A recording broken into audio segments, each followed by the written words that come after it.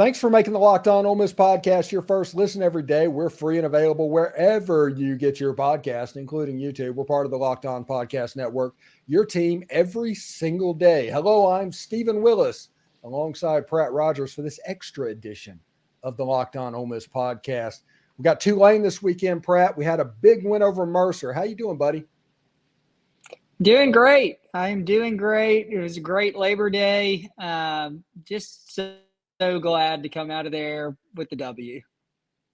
Well, it's not just a W. It was kind of a special W. That's a lot of points. Now, Bill Flowers is a but it's Mercer person, and several people are going to say but it's Mercer. But that's the fourth most points all time in SEC history by any SEC school in an opener. So only three teams did better than Ole Miss did against probably far worse teams in 90 years.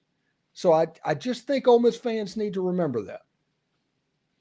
I agree. I had two kind of notations on the but it's Mercer commentary. But it's Mercer has, 22 starters. But it's Mercer has real collegiate athletes.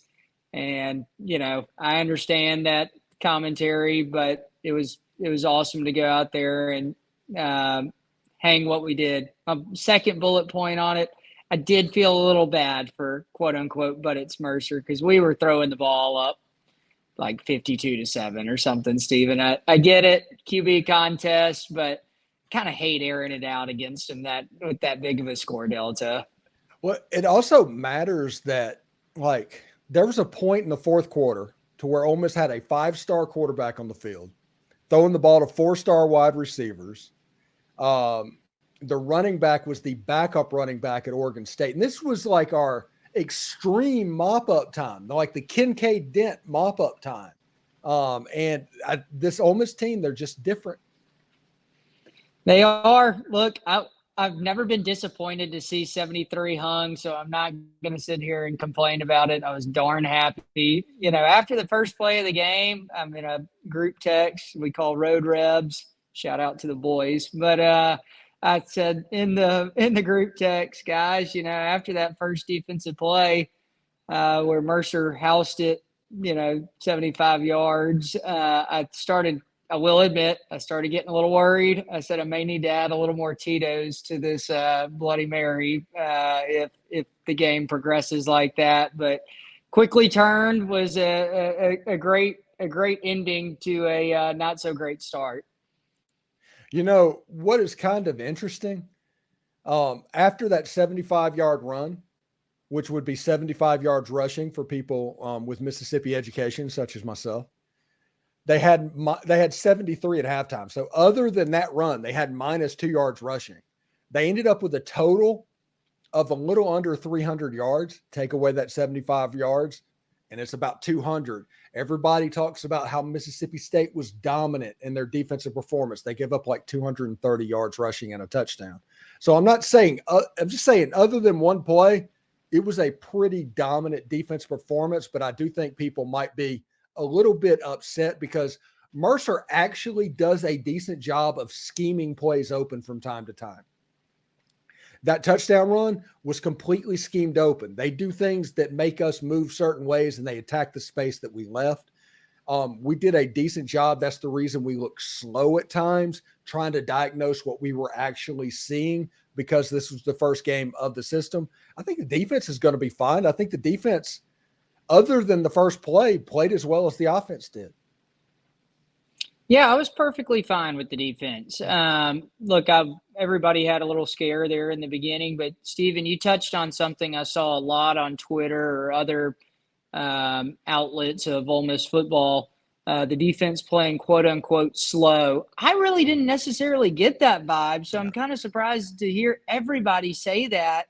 And if anything, I saw where I forgot who it was. One of our cornerbacks didn't get burned on a route at all. He just was probably out of position for a split second, but his speed made up for it, and he ended up deflecting the ball. And I pointed that out to my brother. We were watching the game. I was like, this isn't going to be much of a game today. So if anything, I didn't take away slowness at all. I think slowness from the fan base, and I don't want to say the casual fans because we're all diehards if we're paying attention to what's going on and we're debating the game. But somebody that might not be a graduate level scholar in defense looking at exactly what happens. Whenever you don't know exactly what you're looking at, it causes your reaction time to be just a split second slower. So it's not going to look like it normally does. Mercer runs a ton of misdirection, a ton of motion. They're doing a lot of unbalanced stuff. It's designed to slow down your defense mentally. And that's the reason the defense looked good it was. Whenever the play started and once they diagnosed it, Mercer still wasn't able to do anything because of the athleticism that the defense had. It was not anything related to the athleticism of the defense. I think it had to do with the slowness and the mental slowness and kind of diagnosing what is actually happening. Because if we're going to be real about this, I'm not imagining Pete Golding spent a whole bunch of time studying and practicing Mercer on scout team.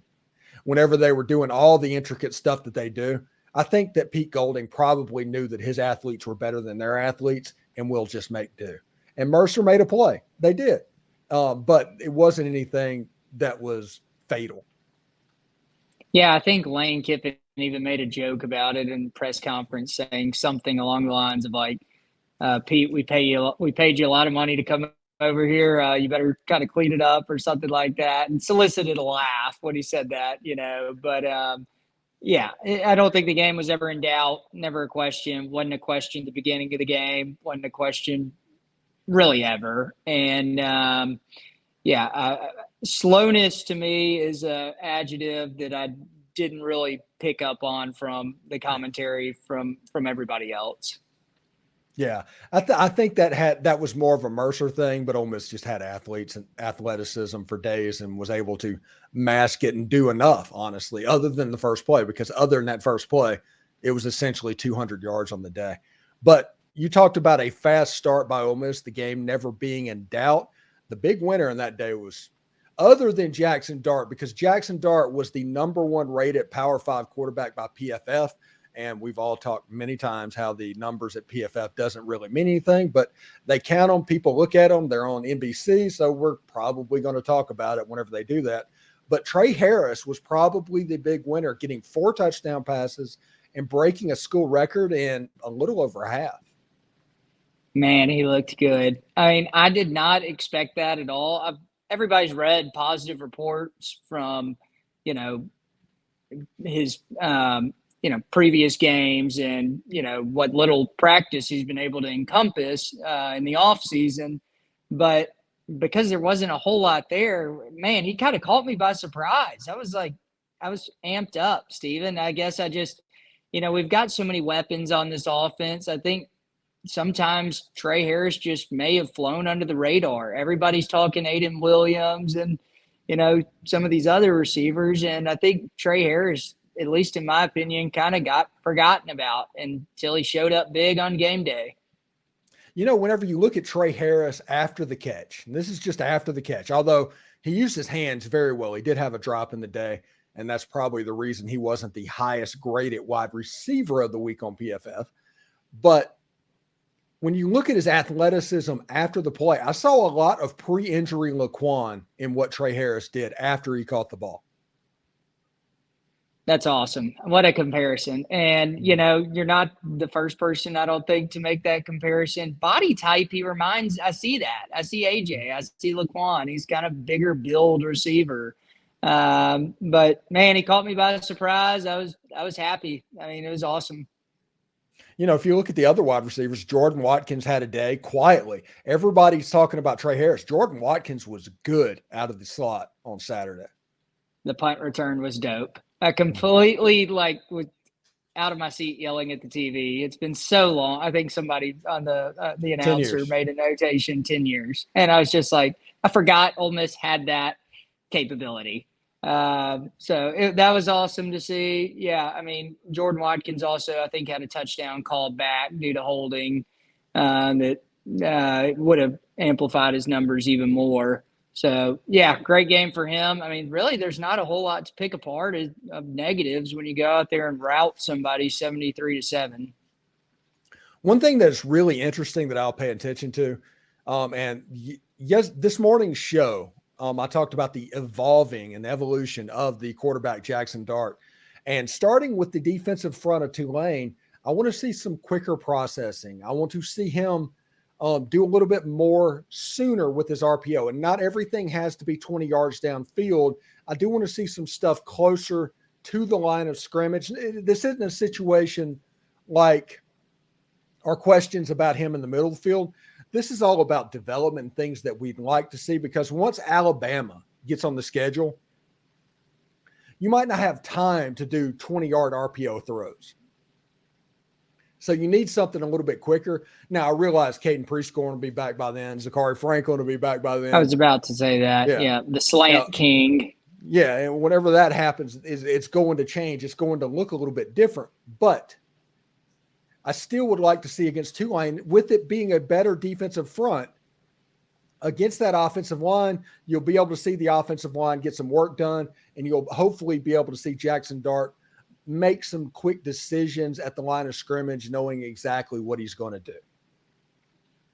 Yep, I agree with all that. And, I think he's severely progressed in that endeavor from last year. I mean, I think everybody was very complimentary of him in fall camp, and I think he went and absolutely balled out. Like I said, asterisk, but it's Mercer. But at the same time, but it's 73. You can't ask for much more. I agree. Mm-hmm. Yeah, it's pretty good. And defensively, we talked about the first play of the game, and Suntarian Perkins actually led the team in tackles. He had 9 for the game. Suntarian, who I've claimed over and over, and you go back to the Under Armour All-American game and hear me talk about Suntarian Perkins. In the Under Armour All-American game, I referred to him. He has never stepped on a football field when he wasn't the best player on it. I'm not 100% sure he still has. Look, I always said I think he's going to be an incredible athlete. I think he has potential to be a top Ole Miss linebacker in history of the program. I have extremely high expectations for him. But I sat there and said, look, he's skinny, needs skinnier, needs to get in. Yeah, he's not skinny. Skinnier. Slim. Needs to get in the SEC weight room a little bit, I think. But he's got the build, and I just didn't expect him to come in day one and start, with the production he had immediately. If you had told me he had, 9 tackles and led the team, I'd probably say, well, I don't know. That seems like a lot.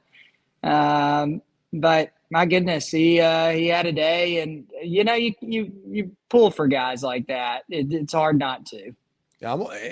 The comp that you got from Suntarian Perkins during recruitment was Harold Perkins. And what scares me right now is Ole Miss do not Harold Perkins, Suntarian Perkins.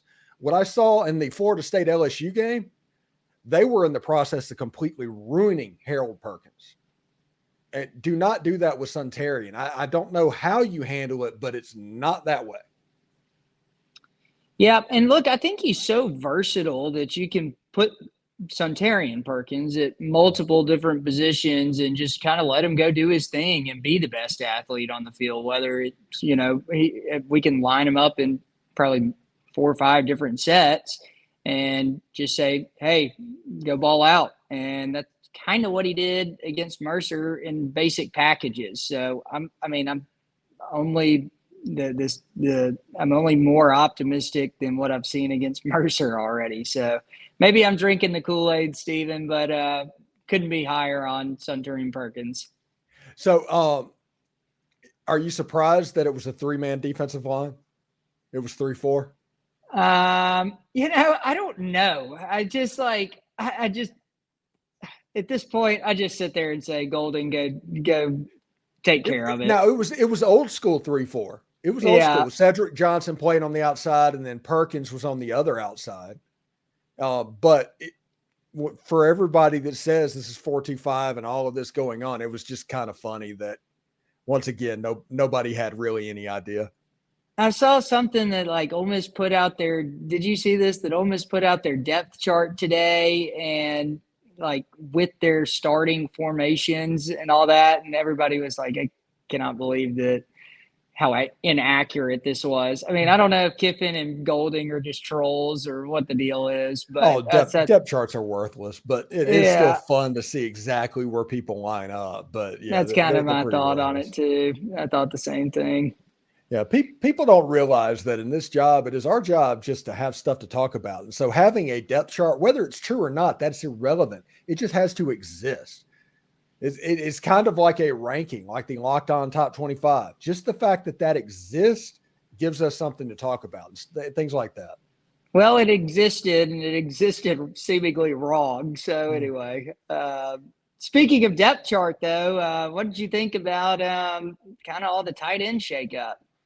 I'm gutted for Hudson Wolf. Gutted is an understatement Yeah. of the year. I mean, Yeah.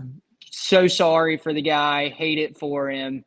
I just hope he rebounds and has the best year he could possibly have. I hate it so much. Yeah. His catch he made on the sideline, the tight end production in the first game was actually excellent. 6 or 7 catches, 8 catches, something like that from the top 3. I like Kyron Heath. Kyron Heath is going to be a dude. He looks like an SEC tight end. He is going to grow. He is going to perform. He's probably going to be a weapon this week at Tulane. Michael Trigg looked engaged. He looked present. He looked fired up that he was getting to play football in number 0. I don't want to get my hopes up because we've been burned my hopes have been up. times. Yeah, my hopes have been up. We've been burned so many times. But with Hudson Wolf being injured and Caden Priestcorn still a couple of weeks from coming back, there's an opportunity for Michael Trigg to kind of be a dude and to get in the rotation. So by the time Alabama happens, 12 personnel is possible. All the stuff that we talked in preseason is possible. And I every time I get my hopes up and I'm like, we need to quell, but it is small victories with Michael Trigg at this point. Well, I was going to say, Stephen, it's not a possibility at this point. It's just necessity. I mean, it's a fact. I mean, right now with we touched on lightly, Hudson Wolf potentially with a broken collarbone, and then Priestcorn having surgery on his foot. I mean, which he'll be back for Bama, so we got about 2 weeks. I agree and hope so, but I mean, at some point, we went from the deepest room on the team potentially to Trigg better kind of step up and make a play. I hope. I mean, I sit there and say it's just time. Yeah, and I expect Michael Trigg to play some tight end this weekend, and I expect some things to happen out there. But Kyron Heath, he is the number 2. When Caden Priestcorn comes back, he's going to be the number 1. So it's not like a thin room because Ole Miss normally runs 11 personnel. So if there's 2, there's plenty. There's going to be fine. So we can see if Trigg is present and those things that we saw against Mercer, if he does that again, Ole Miss will be fine. So you don't think Trigg will start against Tulane? Kyron Heath had essentially won the job, not as far as second string. He was kind of the number 2, I think. Now, it's a possibility that Michael Trigg plays against Tulane and they do like a faux 10 personnel where the tight end is lined up off the line of scrimmage, so they're basically running 4 wide receivers, but one of them being a tight end.